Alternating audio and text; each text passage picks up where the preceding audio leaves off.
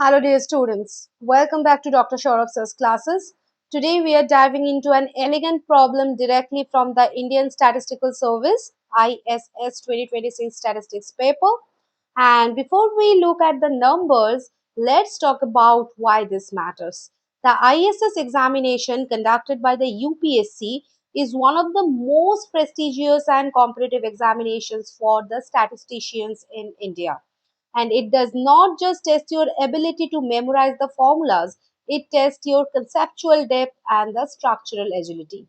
And the question we are addressing today evaluates a core fundamental pillar of the descriptive statistics, pooled sample dynamics.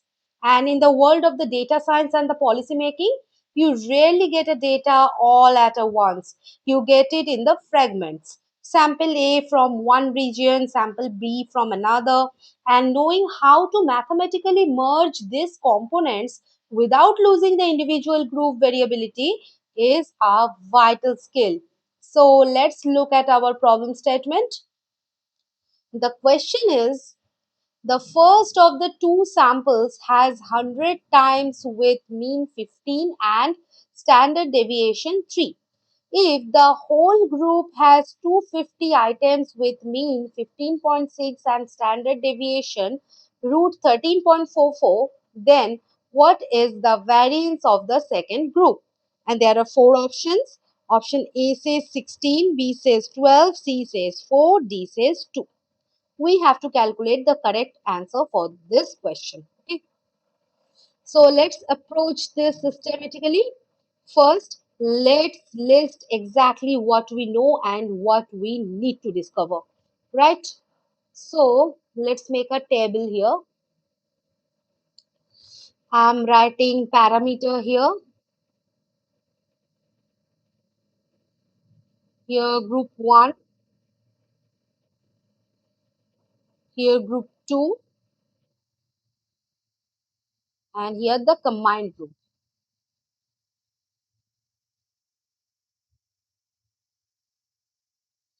Okay. First, the sample size, that is n. And n1 is what? 100. N2 we don't know, and here n is 250. Okay. Now the sample mean, that is the x bar. So here x1 bar is 15, x2 bar we don't know, and x bar this is 15.6, right? Now the standard deviation, that is s. So here s1 is 3, s2 we don't know, and s is root over of 13.44. And here the variance, that is a square. S1 square is 9 definitely, S2 square we don't know, and A square this is 13.4, right? So right away this arithmetic hands us our first missing piece. So if the total number of items n is 250 and the first group has n 100, so what must be the second group size? N2, this is equal to n minus n1. So this is 250 minus 100, that is 150, right? Now, before we plug in the numbers, let's quickly build our theoretical foundation. Why does the combined variance formula look the way it does? That is a big question, right? Now, when combining the two groups, the total variance is not just a simple weighted average of their individual variances. Why? Because the centers, the means of the two groups are usually different. If group 1 is centered at 15 and group 2 is centered somewhere else, shifting both to a new collective center, x bar introduces the extra speed. And therefore, the combined variance formula must account for the two things. First, within group variance,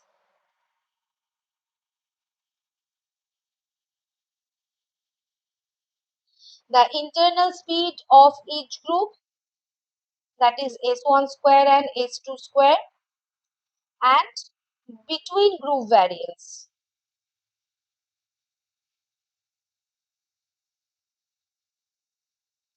Okay, like how far each group's mean is from the pooled mean.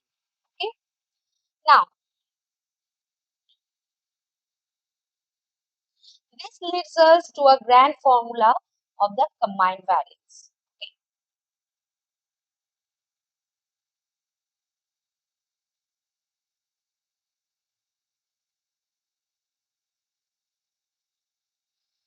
now that our theoretical blueprint is ready, so let's solve it in two clear stages.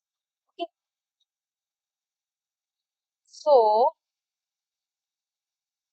here what was the table? Yes. Okay. So we can't find the deviation d2 without knowing x2 bar. So let's use the weighted arithmetic mean formula. X bar, this is n1 x bar by n.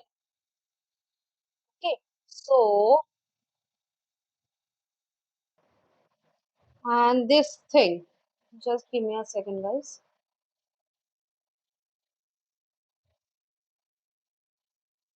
Yes, this is basically n1 x1 bar by n plus n2 x2 bar by n.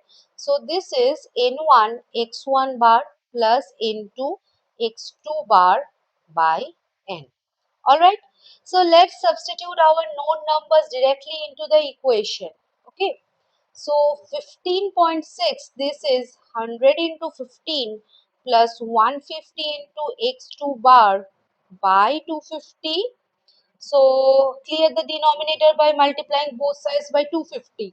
So 15.6 into 250, this is basically 15.6 into 250, this is 1500 plus 150 x2 bar. So 3900, this is 1500 plus 150 x2 bar. Okay, so isolate the unknown terms. 150 x2 bar, this is 3900 minus 1500, so this is 2400. So x2 bar, this will be 2400 by 150, so this is 16. Okay, now let's see how far our subgroup centers sit from the collective center of 15.6. Okay, so D1, this is x1 bar minus x bar. This is 15 minus 15.6. This is minus 0.6. So D1 square, this is 0.36. Okay, now D2. This is x2 bar minus x bar. So this is 16 minus 15.6. So this is basically 0.4. So d2 square, this is 0.16. Okay.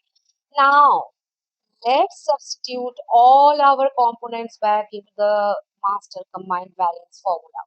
So 250 into 13.44. This is equal to 100 into 9 plus 0.36 plus 150 into h2 square plus 0.16. Right? Now simplify the products carefully. So this is 3360. This is equal to 936 plus 150 into h2 square plus 0.16. Now isolate the parenthesis component by subtracting 936. So 150 into h2 square plus 0.16. This is equal to 3360 minus 936. Or this is 2424. Okay. So h2 square plus 0.16. This is 2424 by 150. So this is 16.16. Okay.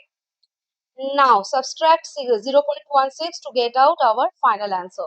So S2 square, this is 16.16 minus 0.16, right? So this is 16. So the variance of our second group is exactly 16. Now let's go to the options.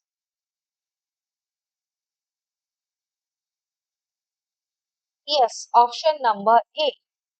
So option A is the right answer for this question. Okay.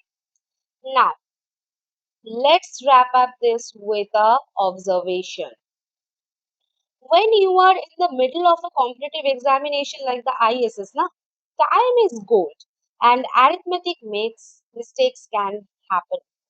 So, how do you verify your values instantly without recalculating everything? So, group 1 has size of 0, sorry, 100, my bad, 100. And group 2 has a size of 150. The ratio of the sample size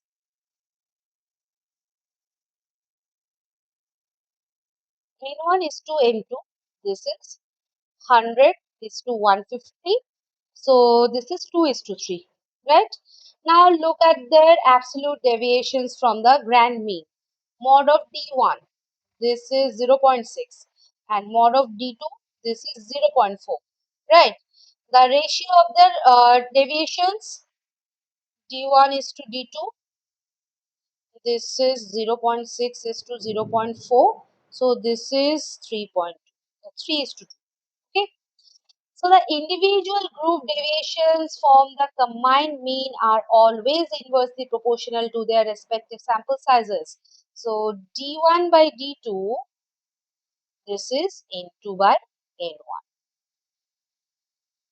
Okay, because group 2 is structurally larger, 150 is definitely greater than 100, and the combined mean is naturally pulled closer to it, and the distance ratio 3 is to 2 perfectly mirrors the inverse weight ratio 3 is to 2. So if your algebraic steps ever result in a mean that breaks this equilibrium, you instantly know an error was made. Okay?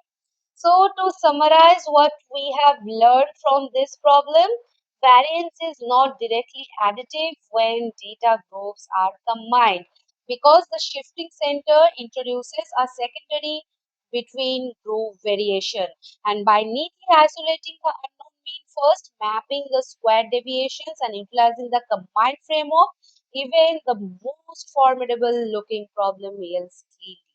Okay, so I hope all these things are clear to you. Okay, so see you in the next session. Bye bye.